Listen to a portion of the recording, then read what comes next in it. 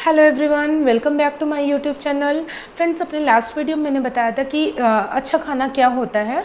तो खाने के बारे में मैं बात कर रही थी, तो आप लोग का रिस्पांस तो बहुत अच्छा नहीं रहा। फ़िलहाल मैं आप लोग से रिक्वेस्ट कर रही हूँ तो कि अगर आप लोग को ये वीडियोस पसंद आते हैं तो प्लीज़ अपने नियर एंड डियर में शेयर करिए और मेरे वीडियो को थोड़ा प्रमोट करिए। मैं नई यूट्यूबर हूँ और मैं चाहती हूँ कि कुछ अच्छी इन्फॉर्मेशन आप सब लोगों को प्रोवाइड करूँ मैं। तो लास्ट वीडियो में बता रही थी कि अच्छा खाना क्या होता है, और आज मैं बात करने वाली हूँ कि डाइट क्या होती है, बैलेंस डाइट। सबसे पहले तो हमें ये जानना चाहिए कि डाइट क्या है। तो डाइट वो है जो हम दिन भर में इनटेक करते हैं एज अ फूड, तो उसको हम डाइट बोलते हैं। तो डाइट एक बैलेंस्ड होनी चाहिए, प्रोपोर्शन में होनी चाहिए। कुछ न्यूट्रिएंट्स हैं जो डाइट में होने बहुत ज़्यादा ज़रूरी हैं, जैसे carbohydrate, fat, protein, vitamins and minerals and water. Water तो बहुत नेसेसरी है, उस पर मैं एक अलग वीडियो बनाऊंगी। तो इन सारे न्यूट्रिएंट्स का एक प्रोपोर्शन होता है एज के अकॉर्डिंग और जेंडर के अकॉर्डिंग, आपकी फिजिकल एक्टिविटी के अकॉर्डिंग।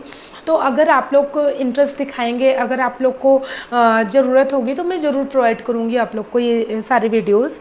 तो एक बैलेंस डाइट वो होती है जिनमें हमें दिन भर की सारी नीड ज़रूरी होती है पूरा करना, जो न्यूट्रिएंट की नीड होती है दिन भर की।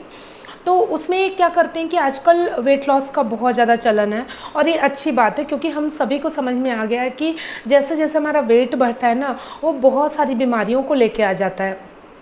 तो वेट मेंटेन करके रखना ये बहुत अच्छी आदत है, और आजकल हमें लगता है कि हर इंसान सचेत है कि हम अपने वेट को कैसे मैनेज करें। बट उसके मेथड क्या हैं वो कई बार हमें भ्रमित कर देती हैं चीज़ें, क्योंकि यूट्यूब पे बहुत सारे वीडियोस अवेलेबल हैं, तो हम कंफ्यूज हो जाते हैं कि क्या अप्लाई करें क्या ना करें। तो बहुत सारे लोग हैं फैट को एकदम से छोड़ देते हैं। तो फैट क्या होता है ना, बहुत ज़रूरी चीज़ है, तभी इसको न्यूट्रिएंट्स में रखा गया है। हमारे अंदर कुछ फैट सोल्यूबल विटामिन्स होते हैं ADE के, जो कि फ़ैट में ही घुलेंगे। तो और भी जो हमारे बॉडी की कुछ स्ट्रक्चर्स हैं जिनमें फ़ैट का होना बहुत ज़्यादा ज़रूरी होता है। तो फैट का इंटेक रोकना नहीं है, बस हमें ध्यान देना है कि हमें गुड फैट खाना है, बैड फैट नहीं। अब गुड और बैड में क्या अंतर होता है, तो बहुत ज़्यादा बायोलॉजी के डेप्थ में जाने की ज़रूरत नहीं है। मैं आप लोग को सेज, ट्रांस और अनसैचुरेटेड, सैचुरेटेड ये सब फैट नहीं पढ़ाने वाली हूँ। मैं सिर्फ ये बता रही हूँ कि आप बाहर का junk food, pizza, burger, fries और जो भी पकौड़े वगैरह तले जाते रहते हैं, जलेबियाँ बनती रहती हैं, इन सब को छोड़ के अगर आप अपनी घर की बनी चीज़ों पे आते हैं और फ्राइड चीज़ें ना खा करके, मतलब आप ऊपर से अगर अप्लाई करिए घी वगैरह, तो ये ज़्यादा बेनिफिशियल होगा। ये जो हमारे सीड्स हैं, नट्स हैं, इनमें नेचुरल फ़ैट होती है, गुड फैट होती है, तो इनका इंटेक हमें करते रहना चाहिए एक प्रॉपर प्रोपोर्शन में। अगर आप घी वगैरह भी खाते हैं ना, तो ऊपर से अप्लाई कर सकते हैं, दाल में डाल सकते हैं, रोटी में लगा सकते हैं। बट अगर आप उसको हीट कर देते हैं तो वो ट्रांस फैट में चेंज हो जाता है, और मार्केट में तो ना जाने कितनी बार उसी को रीहीट कर करके यूज किया जाता है ऑयल्स को। तो इसलिए हमें अवॉइड करना चाहिए। बहुत सारे लोग हैं वेट लॉस करने के लिए मील को स्किप कर देते हैं, तो ये बहुत ही बैड प्रैक्टिस होती है। मील को स्किप करने पर हमारा मेटाबॉलिक रेट डाउन हो जाता है। पता है, बॉडी में ना बहुत अच्छी कैपेसिटी होती है कि वो सारे लॉस को खुद ही फुलफ़िल करने की कोशिश करती है। तो अगर आप 1 मिनट के लिए सांस रोक के देखिए, आप ना बहुत गहरी और लंबी सांस लेंगे। आप 2 दिन ना सो के देखिए, तीसरे दिन आपको इतनी भयानक नींद आएगी ना कि आप पूरे टाइम सोते रह जाओगे। तो इसलिए हमें एक प्रोपोर्शनेट डाइट लेनी चाहिए, मील को स्किप नहीं करना चाहिए, बैलेंस डाइट लीजिए, न्यूट्रिएंट से फुलफिल डाइट लीजिए। उसमें हमें थोड़ा मतलब ब्रेन अपना यूज करके, नॉलेज अपनी यूज करके उस तरीके से डाइट को लेना चाहिए, लेकिन मील स्किप नहीं करनी चाहिए।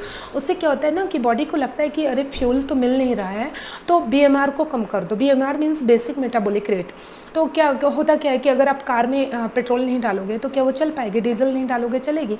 वही चीज़ होती है बॉडी के साथ में। तो बॉडी की एक्टिविटीज़ स्लो डाउन हो जाती हैं, BMR कम हो जाती है, जिसकी वजह से वेट कम होने का तो दूर की बात है, वेट बढ़ ही जाता है।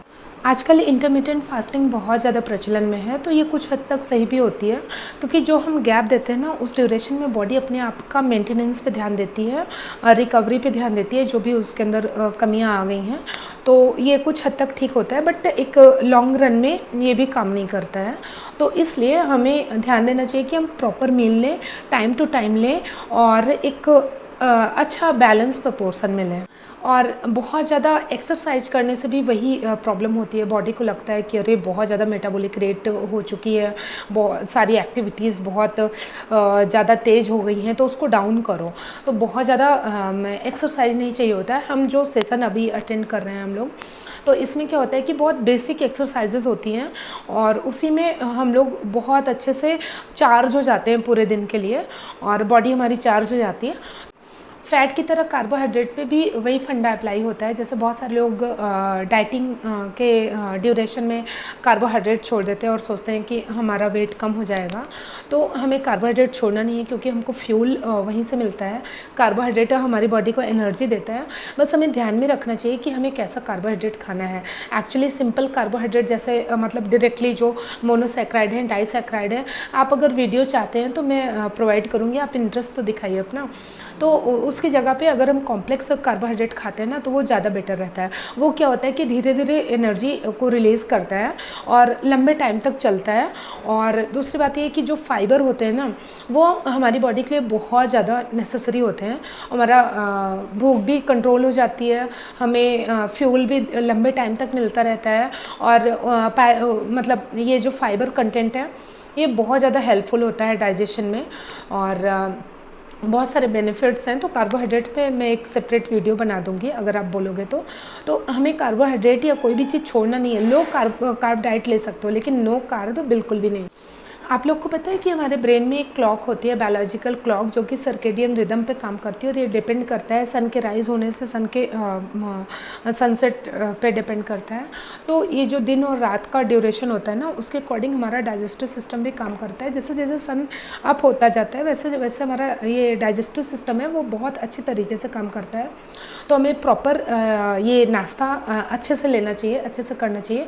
और जैसे जैसे शाम होती जाए या रात हो जाए तो हमें खाना बहुत लाइट लेना चाहिए और हो सके तो सोने के 2.5-3 घंटे पहले ही खाना खा लीजिए, तो ये बहुत ज़्यादा बेनिफिशियल होगा आप सब लोग के लिए। और एक बात बताऊँ मैं आपको, ये जो वेट लॉस वाली प्रोसेस होती है ना, ये तो बहुत इजी होती है, लेकिन बाद में जो प्रॉब्लम आती है कि वेट लॉस तो हो गया, फिर अगर हम थोड़ा सा भी रिलैक्स हो जाते हैं कि अब तो हम दुबले हो गए हैं, तो वो क्या होता है ना, वो उसकी मेमोरी में, बॉडी में एक मेमोरी होती है, उसमें रहता है कि हम इतने किलो के थे।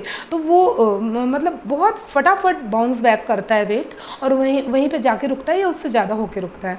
तो हमें क्या करना है इसके लिए कि जब हम वेट लॉस कर चुके हैं, अपने मतलब अच्छे वेट पे आ गए हैं, प्रॉपर वेट पे पहुंच चुके हैं, तो उसको हमें कुछ दिनों तक वैसे ही रखना होता है।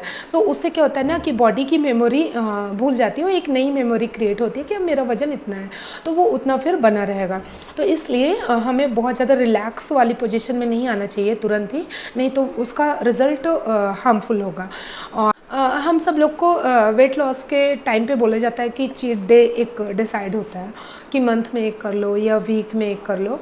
तो चीट डे बहुत अच्छी चीज़ होती है। उससे क्या होता है कि हम और ज़्यादा पंक्चुअलिटी से अपनी प्रोसेस में, वेट लॉस की प्रोसेस में लग जाते हैं और ज़्यादा ध्यान देते हैं। जैसे कि संडे वाली छुट्टी होती है तो मंडे से और ज़्यादा एनर्जी आ जाती है, या फिर हम रेगुलर वही रूटीन फॉलो करते करते थक जाते हैं, तो हम रूटीन को ब्रेक करके थोड़ा सा अपनी बॉडी को रिलैक्स करते हैं, तो हम दुगनी एनर्जी से तैयार हो जाते हैं।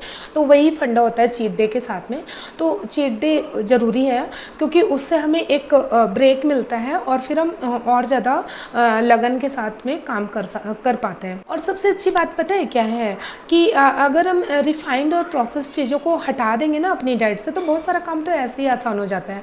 तो प्लीज़ अपना इंटरेस्ट शो करिए और मेरे वीडियोस को ज़्यादा से ज़्यादा लोगों में शेयर करिए। मेरे वीडियोस डिपेंड करते हैं how to live your fullest, क्योंकि मैंने अपने चैनल का नाम ही रखा है live your fullest with Amita. तो मैं इसमें हमेशा इम्प्रूवमेंट वाली चीज़ों पे डिस्कशन करती हूँ, चाहे वो फिजिकल हो, फिजियोलॉजिकल हो या फिर इमोशनल हो। तो प्लीज़ मेरा सपोर्ट करिए। मेरा वीडियो पसंद आया हो तो सब्सक्राइब जरूर करिएगा मेरे चैनल को। मेरे वीडियोज़ की नोटिफिकेशन पाने के लिए बेल आइकॉन को प्रेस करके रखिए और मिलते हैं नेक्स्ट वीडियो में। Till then bye bye, take care.